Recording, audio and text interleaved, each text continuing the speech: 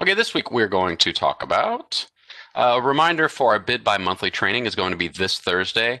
Normally we have our trainings offered, Bid by Monthly trainings offered the second Wednesday of each month. Of course, we will be off tomorrow honoring Veterans Day. So our Bid by Monthly training will be this Thursday. We're going to talk about posting exempt procurements, really just kind of a reminder about what that process is and that it's a requirement per the procurement code. Some recent questions, FAQs that we've received in the last week or two, and then our fun fact of the day. We have a first question already. Awesome. Do you know how to log a ticket with BidBuy support? So you would send an email to state user. Now, if it's something specific, and when you say BidBuy support, I assume you mean the state user help desk.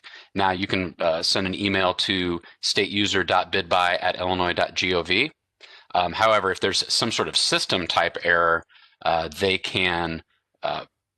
So when you use the term log a ticket, they'll create a ticket with our vendor Periscope if there's a system type error. So the first step will be to email stateuser.bidbuy@illinois.gov, and that's on the BidBuy. If you go to our website, you'll see that links in there as well as a phone number as well. So hopefully that answers your question. If not, please follow up. Okay, so first off, we talked about doing the BidBuy monthly training. Normally it would be the second Wednesday of each month, but we will be off tomorrow for Veterans Day. And so the training is going to be this Thursday. You can see the agenda there. Nothing has changed from our previous few months that we've been doing this agenda. Feel free to jump in and join us. You don't necessarily have to be there for the entire time. We'd love for you to be there the entire time, but also I understand that everybody is busy. And if you want to just pop in for one of the sessions, we'd love to have you. At 9:30, we do an introduction. What is BidBuy? This is perfect for anybody that is new to BidBuy or new to procurement, or maybe your responsibilities have been added and now you're going to be inputting into BidBuy. So we do an introduction, a general overview of what BidBuy is, what it was replacing, some of the legacy systems. We go through some few slides, as do kind of a full general navigation of the home screen, as well as then we get into some of our procurement methods. So that 1045, we do a small purchase under $10,000 because that's a very common procurement method, of course. We take a break for lunch. We do a small purchase with $10,000 and over at 1 p.m. With an eye on, if you can do a small purchase $10,000 and over, from a BidBuy perspective, you can do anything else because within BidBuy, you're doing a small, if you're doing a small purchase, you're doing creating a requisition, which then is converted to bid, awarded at bid tab, and goes to purchase order. So, and that's similar for an IFB, an RFP, sole source, emergency, all those sorts of things are very similar. So we don't specifically provide BidBuy training on an IFB, for instance. However, from a BidBuy perspective, the process would be similar. Of course, you're going to have different procurement requirements, as well as a few of the fields will be different, of course, if you're doing an IFB or an RFP. But if you can do a small purchase from a BidBuy perspective, you would be able to do some of the other more complicated procurements within BidBuy. So that's at 1 p.m. We take a short break, and then we do release off master at 2:30.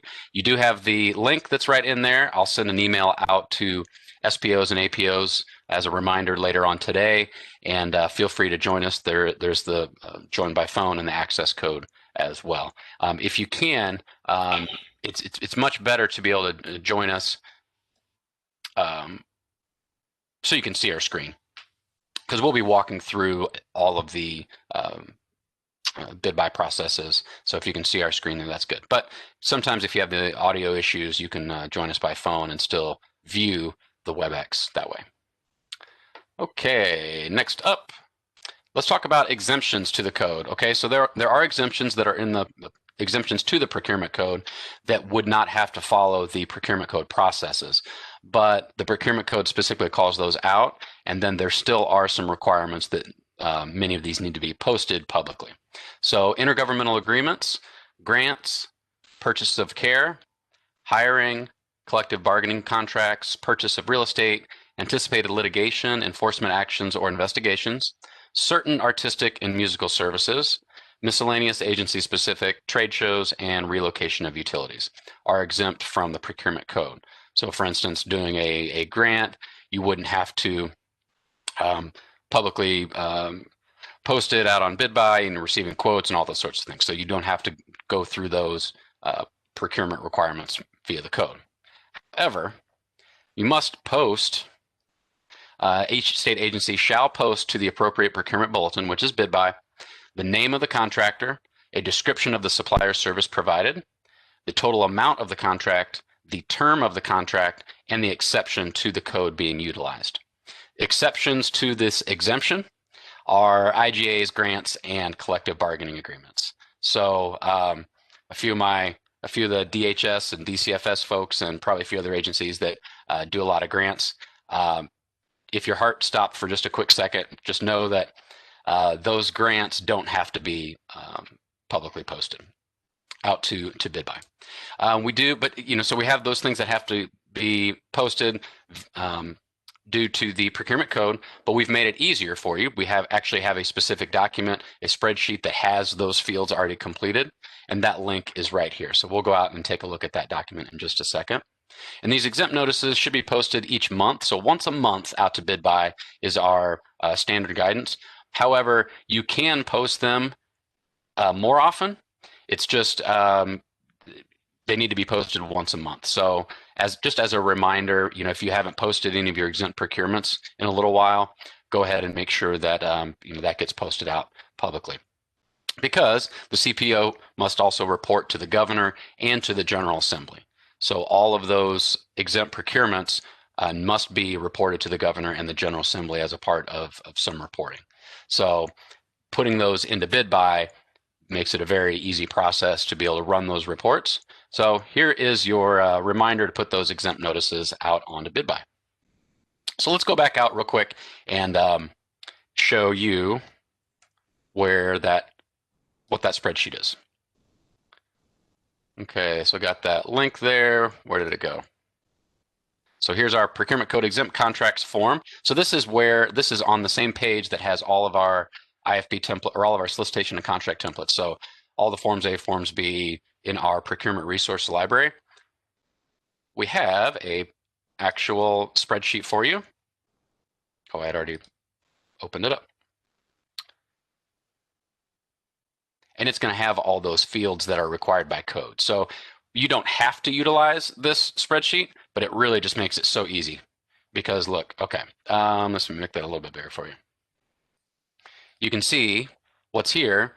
The report of monthly procurement code exempt contracts has the specific contractor name, the description of the supplier service, the total amount of the contract begin and end date, and the code exception being utilized. And if you're not sure exactly what that code exception being utilized is, you can see down here on another sheet on the bottom left, you have a list of the exemptions. So I'm gonna make that a little bigger as well. So these are the exact exemptions. So you can go ahead and just copy and paste from this sheet, and then, for instance, if you're doing a let's see, the purchase of care, that's one of the exemptions. You could just copy and paste and put it on your sheet right here. Okay. Let's see, we have a question. How do you know what is agency-specific items? So agency-specific, that's a great question. I had that same question as well. And there are those agencies that there are specific exemptions there, and that were added into the code. And so you would have to, chances are, if you're not aware of what those are, chances are your agency doesn't have those, I guess would be the short answer. But you could look into it a little bit further in terms of your particular agency rules, and you could look into that a little bit more. So we could circle back to that too. If you have any specific questions regarding your agency, I would say go ahead and, we have another DOC update here. To the Department of Corrections staff, the exempt notices are reported by sourcing. You do not need to post exempt notices. So yeah, that's a great point. I probably should have started that earlier. Many of the central procurement teams will be taking care of this. So I just wanted to let you guys know that it's something that's important because it is required by code. However, it may not be a part of your duties as a part of your position. Okay, it's just something that we haven't touched on in a long time, and I thought it would be a good reminder to, even if you isn't a part of your job or a part of your duties to post those exempt procurements. It's good to know that it is required and it is something that is out there. So DVA would like to get some more information on how to get agency-specific items established as exempt. Certainly, yeah, that's something that we'd have to discuss with your SPO, and I'm not entirely sure in terms of getting agency-specific items established as exempt. So we'd have to dive into that a little bit. Okay, so that is once you complete that. Let's go back to our slideshow here. Once you complete that, you just utilize the exempt notice job aid that's here, and really all it is you're posting it as a notice. It's just you're just creating a bid from scratch that's publicly available. You're not creating a requisition. It's nothing's being awarded, so you're not doing any bid tab. You're not doing any purchase order, anything like that. It is just to publicly post that. Agency needs to go to the General Assembly to get legislation for exemptions. So thank you very much for that update. So it sounds like the General Assembly is the only one that can get the legislation for exemptions. But either way, we'll circle back and we can discuss that a little bit further. So we have the exempt notice job aid, and let me just pull it up real quick just so you can see.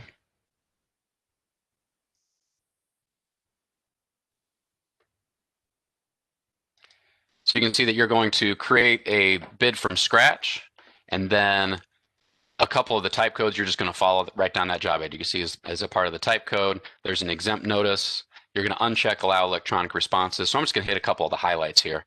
Of course, because we're not reading any quotes, right? We're just publicly posting it. You're going to the bid opening date. 14 days is used for most notices. In the bulletin description, you can enter some of the notice information there. But really the key is that you're going to be attaching that spreadsheet or another document with the same information. Like I said, it technically doesn't have to be the spreadsheet, but we just wanted to provide it for you as a resource, since if you complete those columns in that spreadsheet, you're compliant with code. Okay. In the accounting, you'll select exempt, you'll attach that spreadsheet, and then it gets published. So not a lot to it. So it's not really a complicated process. It's just one of those things that it's a reminder that it does need to happen. Okay.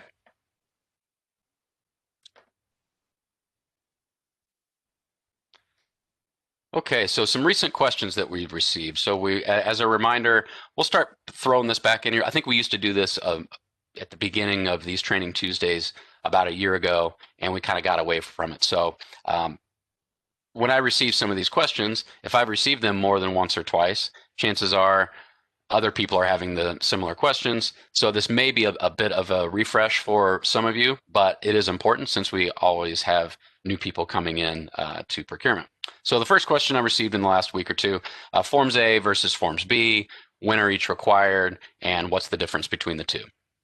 So in a nutshell, the procurement code requirement information is similar, and between Forms A and Forms B, it's just how we receive the information. So if you look at Forms A, it's 24 pages of all of the procurement requirements that are needed.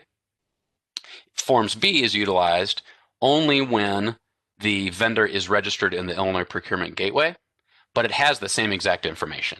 So if you were to put Forms A up against all the questions in all the certifications, all the financial disclosure information, conflicts of interest questions, ownership information, Secretary of State, Department of Human Rights, the Board of Elections, all that information is all exactly the same. So you don't have a vendor that's going to complete Forms A and Forms B. they're only going to complete Forms B if they have an active IPG registration. So it really just makes it that much easier for the vendor and the state, to be honest, that they complete the Forms B, they have the IPG vendor number and their expiration number or expiration date. The Forms B is just 2 pages. They're checking a couple boxes that are specific to that procurement, and then it's signed and submitted.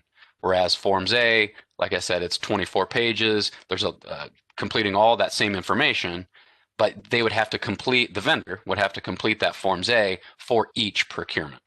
So that's another reason why we always highlight, and we're always trying to do outreach and explain the benefits of being in the Illinois Procurement Gateway, is so that the vendor doesn't have to complete as much information. They know it's going to stay the same and it's going to be correct on their Forms B. But then also, when are each required? That's another question. So those are going to be required of procurements greater than $50,000. So at $50,000, there are all these procurement requirements that essentially kick in. And Forms A and Forms B, again, same information, takes care of all those, kind of checks all those boxes. Okay, so technically, if it's less than, so if you're doing a small purchase less than $50,000, they wouldn't technically have to use Forms B. We do see that a lot anyway, just because our small business vendors have to be in the Illinois Procurement Gateway, right? That is the list of our small businesses is in IPG, and most vendors complete Forms B anyway, just because it's just easier for them, rather than, because you'd still have to have certifications, because there is no threshold for certifications, as well as terms and conditions. So that would be needed for those small purchases less than 50 if you aren't using Forms B. I know that can be kind of complicated. So just as a quick refresher, if it's anything over $50,000, you're using Forms A or Forms B no matter what. Those are required.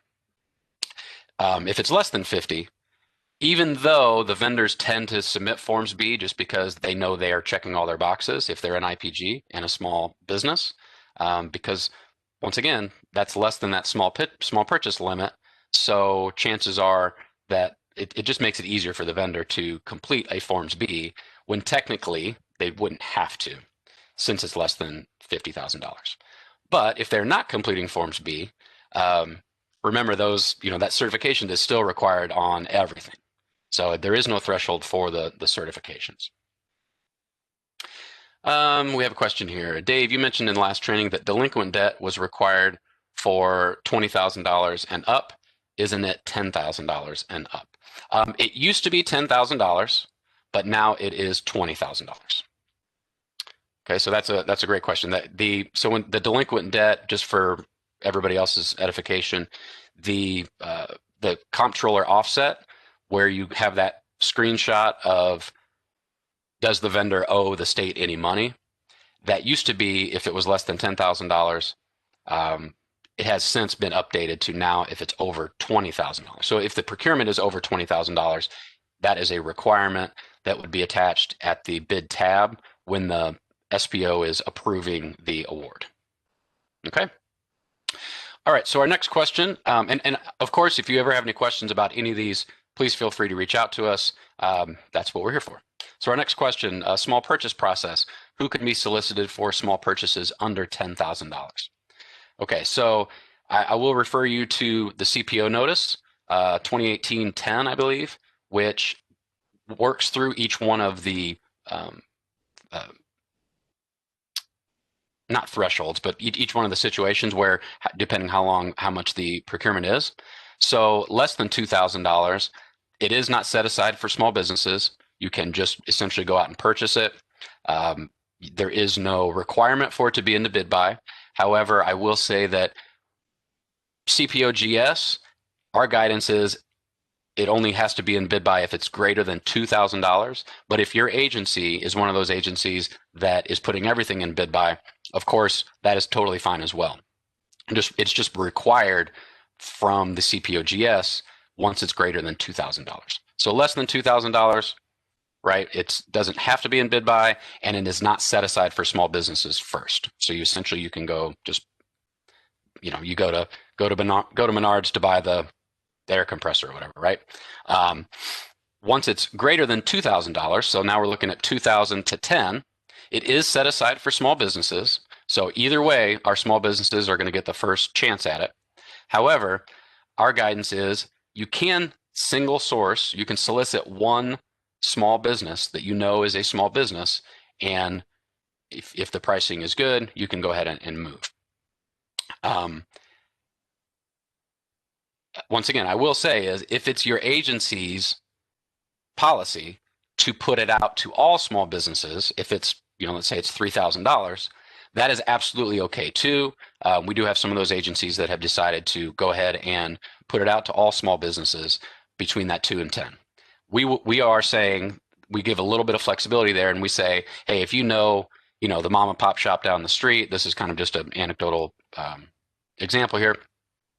Mom and pop shop down the street, they are a small business, they can give you a good price for what you're wanting to purchase. You can go directly to just them. Now, if it's greater than $10,000, that's where you have no flexibility. You are going to go out to all small businesses with that NIGP code. Okay. So I know that can be a little bit confusing because it also depends on, like I said, if your agency's policy is to go out to all small businesses greater than $2,000, then we want you to follow that. Okay. Let's see. What happens if a vendor doesn't complete all financial disclosures? Okay. So they were asking if a vendor would be deemed, and it came from a vendor really, is if they didn't complete it correctly, would they be disqualified? And the answer is no. They do have a chance to correct your financial disclosures. But just remember those required forms. So if they don't submit Forms A or Forms B, that cannot be cured. But if they do submit their Forms A and step 7 in the financial disclosures is not completed correctly or it's blank, we have the option to actually cure that, and they're not going to be disqualified for that.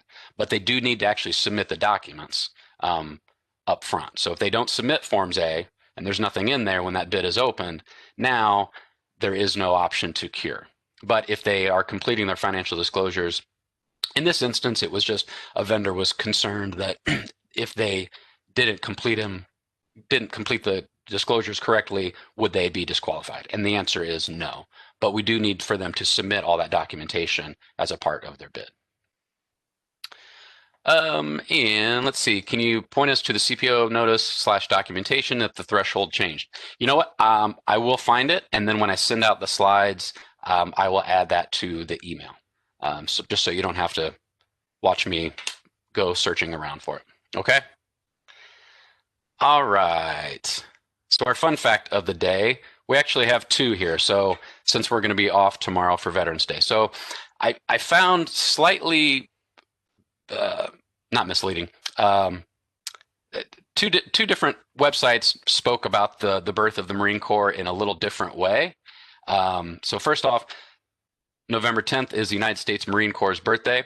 According to Marine Corps lore, in 1775, the United States Marine Corps was founded at Tun Tavern in Philadelphia, PA, by Samuel Nicholas. Essentially, it was kind of the first Marine Corps drive. But another website, when I did some research, because I thought that was pretty interesting, said that the Continental Congress first established the Continental Marines on November 10th, 1775, leading up to the American Revolution. I thought this was really interesting. 2 battalions of Marines fought for independence, both on land and at sea. So the original Marines fought on land and sea. So happy birthday to our Marine Corps today, November 10th. And tomorrow, of course, is Veterans Day. So a sincere thank you and much respect and honor for all our veterans on the call, as well as to your families that may have veterans. Thank you very much. And John Demeen, Semper Fi. All right, everybody. Thank you. I'll follow up with that question regarding the comptroller offset. And as usual, this recording will be posted and you'll get some slides later on. And always feel free to contact me with any questions. Thanks, everybody. Have a great rest of your week.